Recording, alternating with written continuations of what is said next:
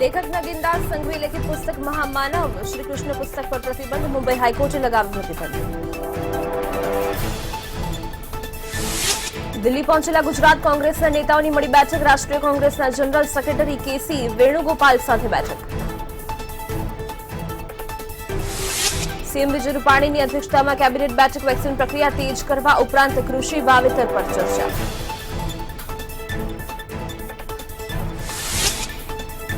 आप प्रदेश प्रमुख गोपाल इटालियानी વધુ એક ઓડિયો ક્લિપ વાયરલ। ગઢવી સમાજ સહિતની જ્ઞાતિ પર નિવેદનથી વિવાદ। સૌરાષ્ટ્ર યુનિવર્સિટીમાં કથિત માટી કૌભાંડનો મામલો તપાસ સમિતિની આજે 12 કલાકે મળશે બેઠક। બનાસકાંઠામાં ટ્રેન પાટા પરથી ઉતરી પડી, એન્જિન 2 ડબ્બા પાટા પરથી ઉતર્યા। રેલવે વિભાગની ટીમો ઘટના સ્થળે।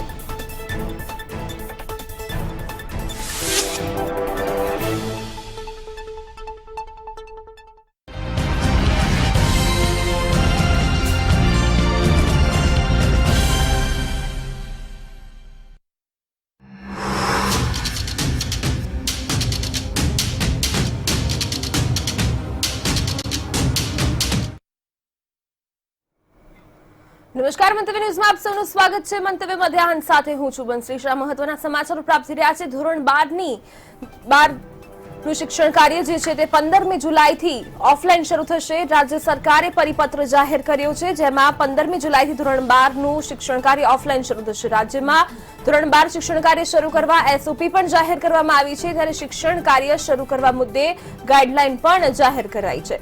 ઓફલાઈન શિક્ષણની 15મી જુલાઈથી શરૂઆત કરવામાં આવશે। આ સાથે વાલીઓએ લેખિત સંમતિ પત્ર પણ આપવાનું રહેશે।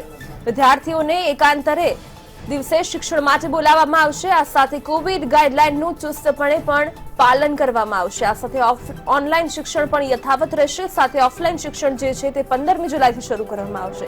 કોરોનાના કારણે લાંબા સમયથી જે શિક્ષણ કાર્ય બંધ હતું તેની શરૂઆત હવે ઓફલાઈન શિક્ષણ કાર્ય ધોરણ 12 માટે 15મી જુલાઈથી શરૂ કરવામાં આવશે।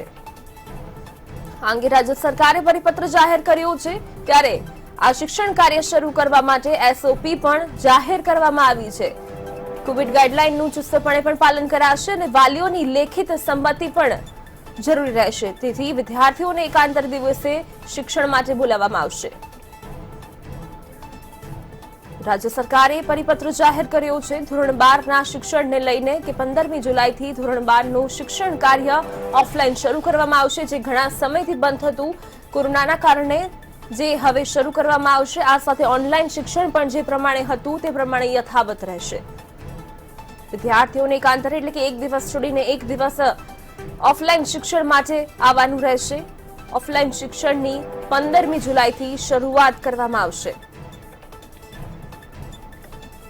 વિદ્યાર્થીઓને એકાંતરે દિવસે શિક્ષણ માટે બોલાવવામાં આવશે। આ સાથે વાલીઓની સંમતિ પણ જરૂરી રહેશે, તેથી વાલીઓએ લેખિત સંમતિ પત્ર આપવાનું રહેશે। વિદ્યાર્થીઓની હાજરી મરજિયાત રહેશે। આ સાથે વર્ગખંડમાં 50% ક્ષમતાની સાથે જ વિદ્યાર્થીઓને બોલાવવામાં આવશે। ધોરણ 12ના શિક્ષણ કાર્ય શરૂ કરવા અંગે જે એસઓપી જાહેર કરવામાં આવી છે તેના પર નજર કરીએ તો વિદ્યાર્થીઓને એકાંતરે દિવસે શિક્ષણ માટે બોલાવવામાં આવશે। આ સાથે તેમની હાજરી જે છે તે મરજિયાત રહેશે। બે વિદ્યાર્થીઓની વચ્ચે સોશિયલ ડિસ્ટન્સના પાલન સાથે બેઠક વ્યવસ્થા પણ ગોઠવવામાં આવશે।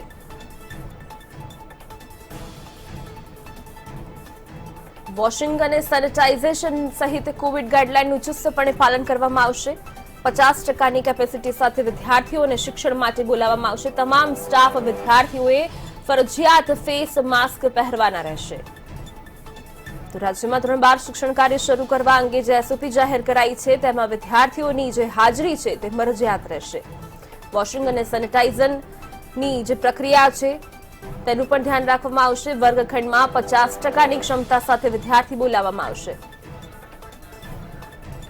વધુ માહિતી માટે અમારા સંવાદદાતા સોનલ અનડકટ જોડાયા છે। જી સોનલ, 15મી જુલાઈથી ધોરણ 12નું શિક્ષણ કાર્ય ઓફલાઈન શરૂ કરવામાં આવશે, તે અંગે શું છે અપડેટ?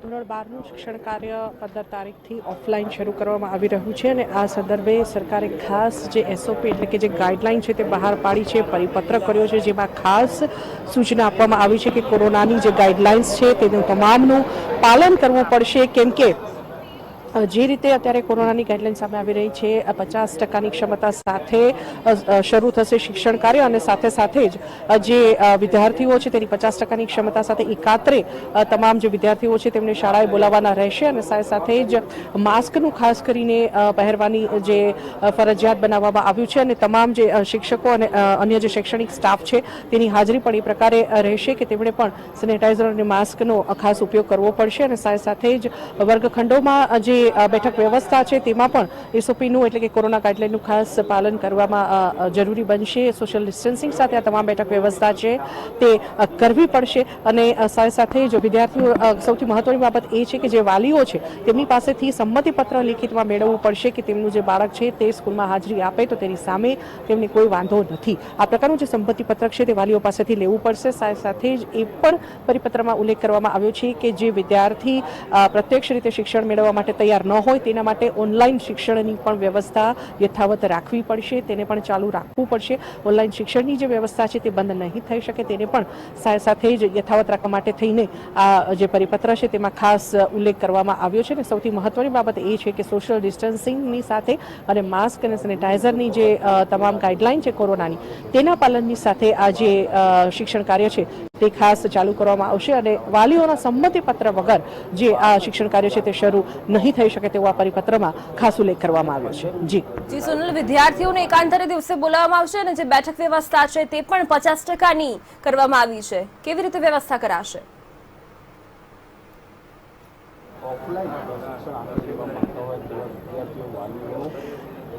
બેઠક વ્યવસ્થાની જો વાત કરીએ તો એકાત્રા શિક્ષણની વાત અત્યારે પરિપત્રમાં રાજ્ય સરકારે કરી છે કેમ કે જેટલા વિદ્યાર્થીઓ પ્રત્યક્ષ રીતે આવવા તૈયાર થાય છે સૌપ્રથમ તો લાંબા સમયથી કોરોના કાળ હતો અને શિક્ષણ કાર્ય બંધ રહ્યું છે અને હવે જ્યારે 15મીથી આ શિક્ષણ કાર્ય શરૂ થવા જઈ રહ્યું છે ત્યારે મોટાભાગના વાલીઓ તૈયાર થાય છે કે કેમ પ્રત્યક્ષ શિક્ષણ માટે તે સૌપ્રથમ તો જોવાનું રહેશે અને એટલા માટે જ સરકારે સૌથી મહત્વની વાત જે પરિપત્રમાં કરી છે કે વાલીઓનું સંમતિપત્ર ખાસ મેળવવાનું રહેશે અને તેનો નિયત નમૂનો પણ સરકારે પરિપત્રમાં મૂક્યો છે અને એ નમૂનામાં જ જે તે વાલીનું સંમતિપત્રક મેળવવાનું રહેશે. સંમતિપત્રક મેળવ્યા બાદ જે વિદ્યાર્થીઓ પ્રત્યક્ષ રીતે હાજર થાય છે, ધારો કે એક વર્ગમાં 100 વિદ્યાર્થી હોય તો તેમાંથી માત્ર 30 કે 50 જેટલા જ વિદ્યાર્થીઓ પ્રત્યક્ષ શિક્ષણ માટે તૈયાર થાય છે તો તેમને પણ 50% હાજરીમાં એકાત્રે બોલાવવાના રહેશે અને સાથે સાથે જ જે વિદ્યાર્થીઓ પ્રત્યક્ષ રીતે શિક્ષણ મેળવવા માટે તૈયાર નથી તેમના માટે ખાસ ઓનલાઈન શિક્ષણની વ્યવસ્થા કરવાની રહેશે અને જે વિદ્યાર્થીઓ માટે બેઠક વ્યવસ્થા કરવામાં આવી રહી છે, વર્ગો શરૂ કરવામાં આવ્યા છે, તેઓ પ્રત્યક્ષ રીતે શિક્ષણ મેળવવા તૈયાર થયા છે તેમને મેં હમણાં આપને જણાવ્યું તેમ કે સોશિયલ ડિસ્ટન્સિંગ સાથે જે 6 ફૂટનું અંતર છે તે જાળવીને બેઠક વ્યવસ્થા ખાસ ક્લાસમાં કરવી પડશે. આ બાબતનો ખાસ ઉલ્લેખ આ પરિપત્રમાં કરવામાં આવ્યો છે અને વિદ્યાર્થીઓ અને શિક્ષકો બંને માટે માસ્ક પહેરવાનું પણ ફરજિયાત રહેશે. સાથે સાથે જ અન્ય જે કોઈ પણ શૈક્ષણિક સ્ટાફ શાળામાં આવે છે તેના માટે પણ જે આ ગાઈડલાઇન્સ છે તેનું પાલન ફરજિયાત બનાવવામાં આવ્યું છે એટલે કે તેમને પણ માસ્ક સહિતના જે નિયમો છે, સેનેટાઈઝર અને માસ્કનો જે નિયમ છે તેનો ખાસ અમલ કરવાનો રહેશે. આ તમામ બાબતોના પરિપત્રમાં ઉલ્લેખ કરવામાં આવ્યો છે જેને આધારે હવે 15મીથી આ શિક્ષણ કાર્ય શરૂ થશે. જી આભાર સમગ્ર માહિતી આપવા બદલ. તો ધોરણ 12ની જે ઓફલાઈન શિક્ષણ મુદ્દે એસઓપી જાહેર કરવામાં આવી છે જેમાં વોશિંગ અને સેનેટાઇઝર સહિતની ગાઈડલાઈનનું પાલન કરવું પડશે. આ સાથે વાલીઓનું લેખિત સંમતિપત્ર પણ માંગવામાં આવશે. આ સાથે સ્ટાફ વિદ્યાર્થીઓએ ફરજિયાત ફેસ માસ્ક પણ પહેરવાના રહેશે. આ સાથે વિદ્યાર્થીઓ એકાંતરે દિવસે શિક્ષણ માટે આવવાનું રહેશે.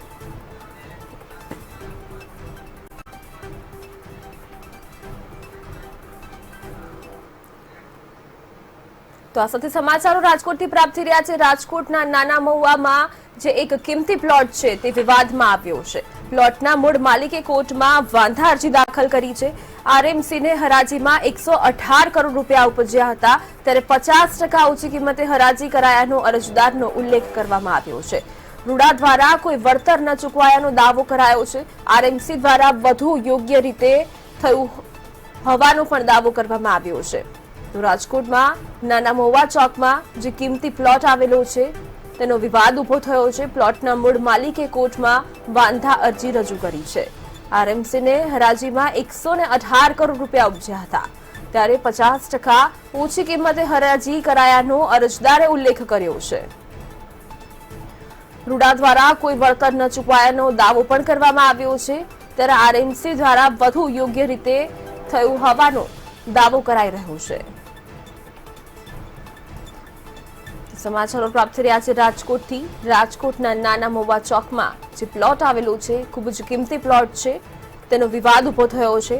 પ્લોટના જે મૂળ માલિક છે તેને કોર્ટમાં વાંધા અરજી દાખલ કરી છે કે આરએમસીની જે હરાજી થઈ હતી તેમાં 118 કરોડ રૂપિયા ઉપજ્યા હતા, ત્યારે 50% ઓછી કિંમતે હરાજી થઈ હોય તેવો અરજદારે ઉલ્લેખ કર્યો છે.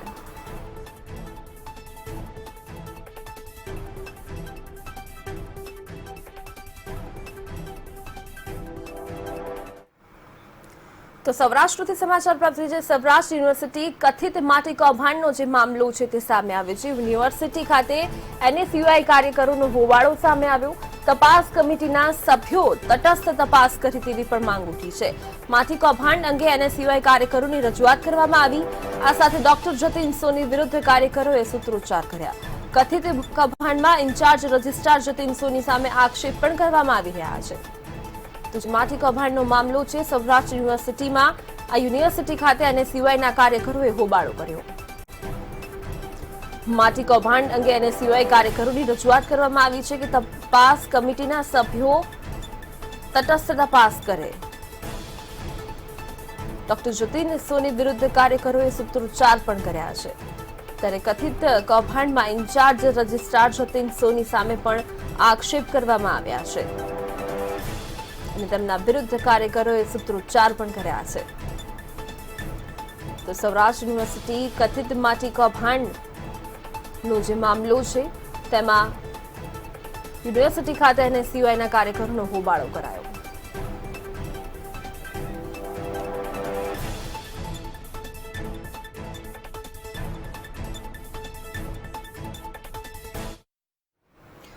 તો વાત કરીએ તો દિલ્હી પહોંચેલા ગુજરાત કોંગ્રેસના નેતાઓની બેઠક મળી છે. આ અંગે સમાચારો પ્રાપ્ત થઈ રહ્યા છે. રાષ્ટ્રીય કોંગ્રેસના જનરલ સેક્રેટરી કેસી વેણુગોપાલ સાથે બેઠક મળી.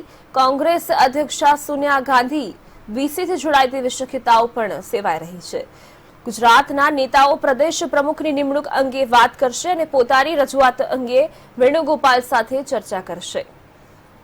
દિલ્હી પહોંચેલા ગુજરાત કોંગ્રેસના નેતાઓની બેઠક મળી, જેમાં રાષ્ટ્રીય કોંગ્રેસના જનરલ સેક્રેટરી કેસી વેણુગોપાલ સાથે પણ બેઠક યોજાઈ.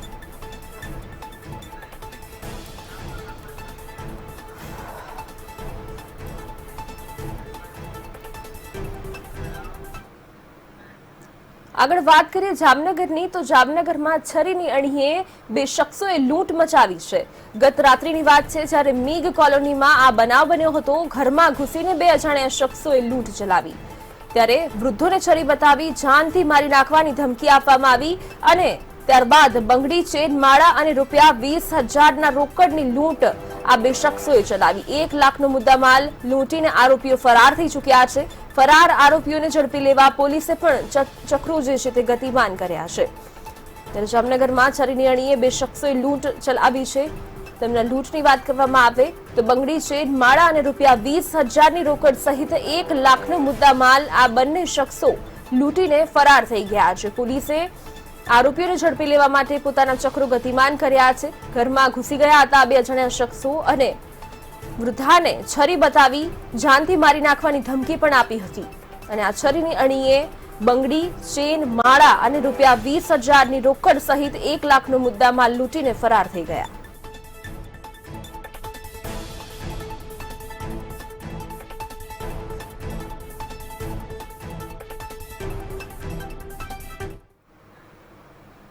તો મોરબીથી સમાચાર પ્રાપ્ત થઈ રહ્યા છે.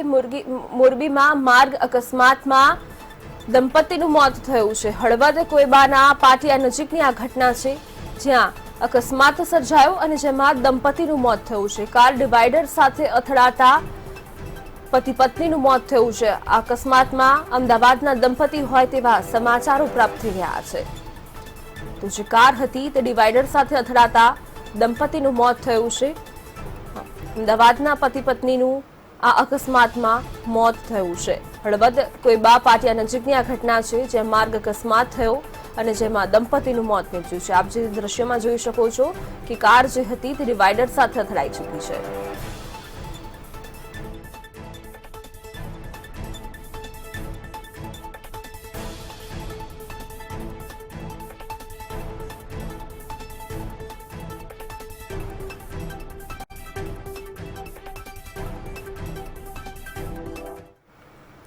આગળ વાત કરીએ, રાજ્યમાં કોરોના સંક્રમણ ઓછું થયું છે, જેના કારણે સરકારે વિવિધ નિર્ણયો લીધા છે, જેમાં રાજ્ય સરકારે ટ્યુશન ક્લાસ શરૂ કરવાની પરવાનગી આપતા ટ્યુશન સંચાલકોને મોટી રાહત થઈ છે.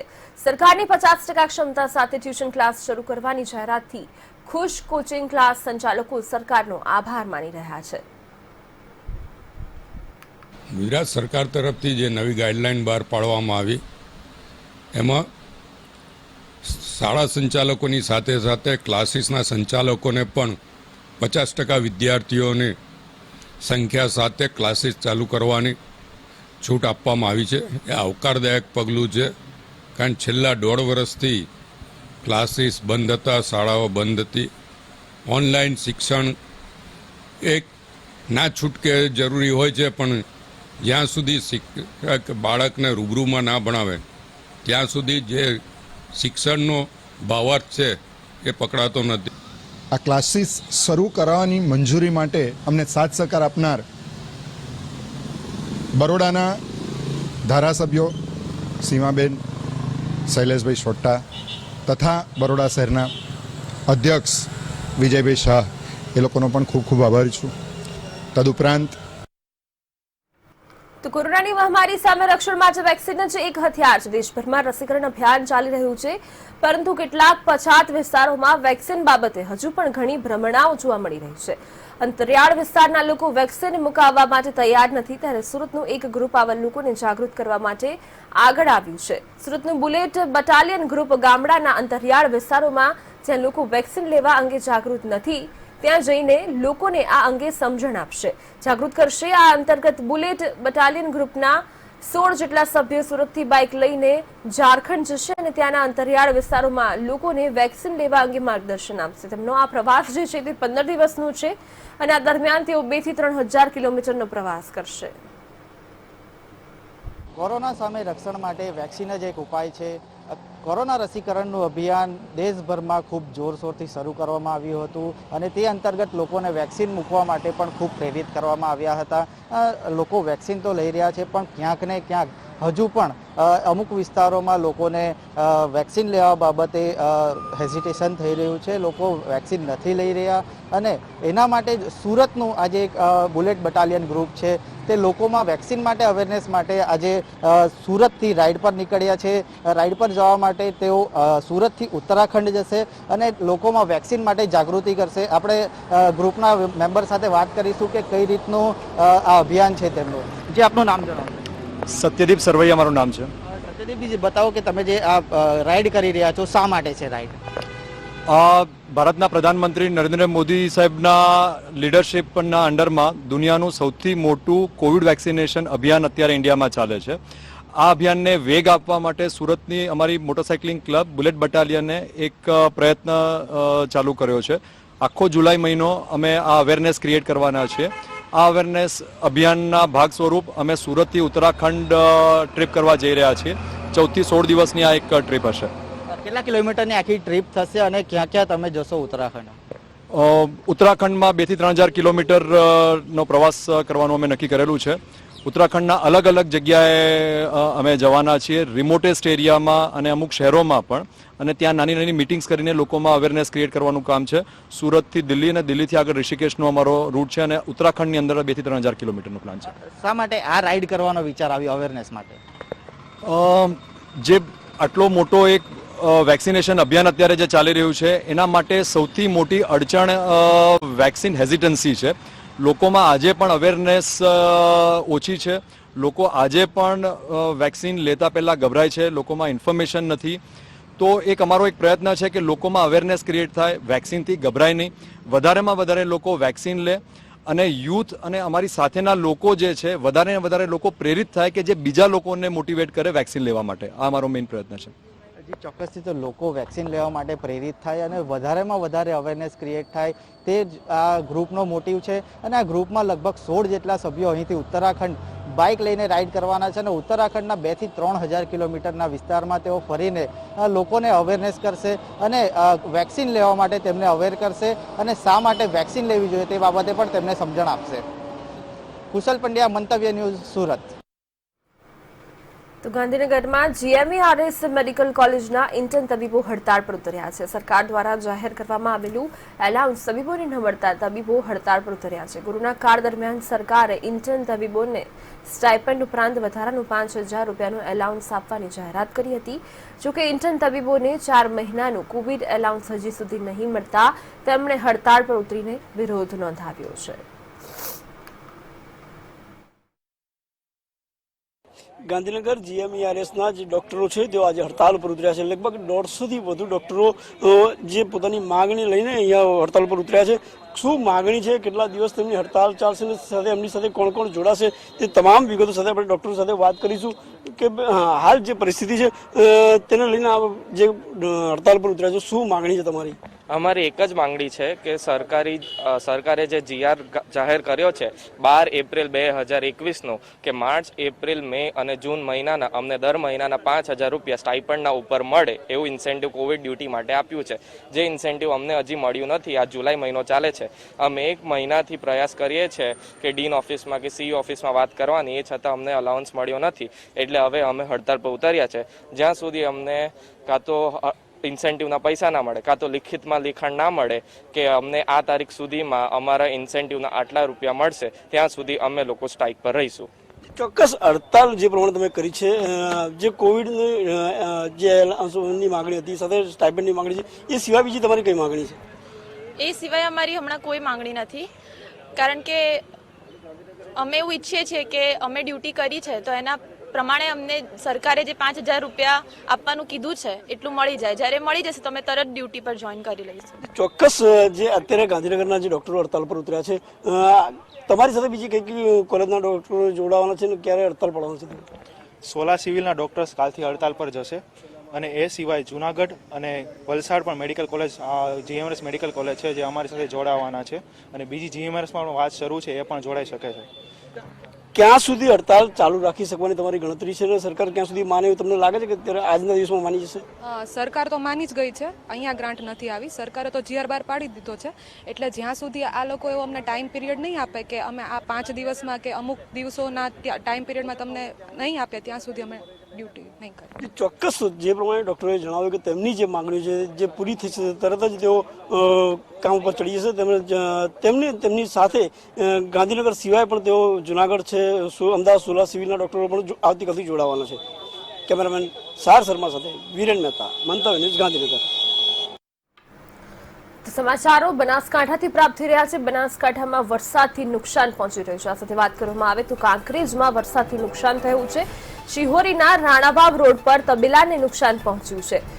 સદનસીબે 6 પશુઓનો આબાદ બચાવ કરવામાં આવ્યો છે. આ સાથે ભારે પવન સાથે વરસાદ પડતા તબેલાનો જે શેડ છે તે ઉડી ગયો હતો. તબેલામાં એરંડાની 50 બોરીઓ પલળી જતા નુકસાન થઈ છે.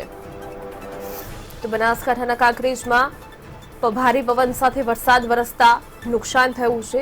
ભારે પવન સાથે વરસાદ પડતા તબેલાનો જે શેડ છે તે ઉડી ગયો હતો અને તેમાં એરંડાની જે 50 જેટલી બોરીઓ પડી હતી તે પલળી ગઈ હતી અને નુકસાન થયું હતું.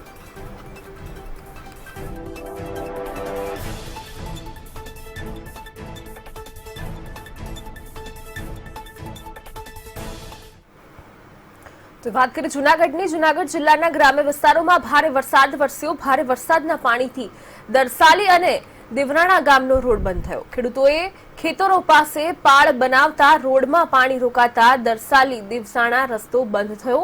આ મુદ્દે અવારનવાર રજૂઆતો છતાં પાળ ખુલ્લા નહીં કરાતા મગફળીનો પાક જે છે તે ફેલ થશે તેવો ખેડૂતોને ડર સેવાયો. જૂનાગઢ જિલ્લામાં હાલ સાર્વત્રિક વરસાદથી ચોતરફ પાણી જોવા મળ્યા.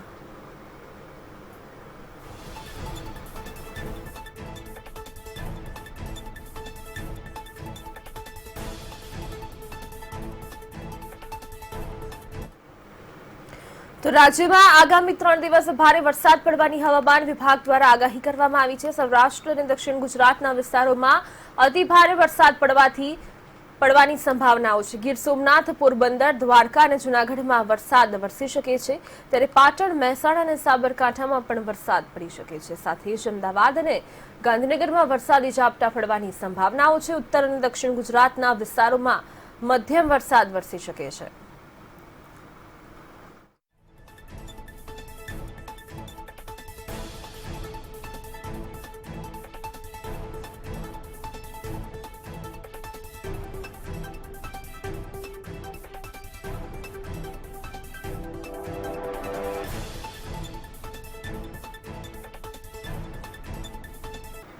તો આ સાથે મંતવ્ય મધ્યાહનમાં બસ આટલું જ. મંતવ્ય ન્યૂઝના વધુ સમાચાર અને પળે અપડેટ માટે જોડાઓ મંતવ્ય ન્યૂઝની વેબસાઇટ સાથે. માટે આપ લોગિન કરી શકો છો મંતવ્ય ન્યૂઝ.com ની સાથે. નમસ્કાર.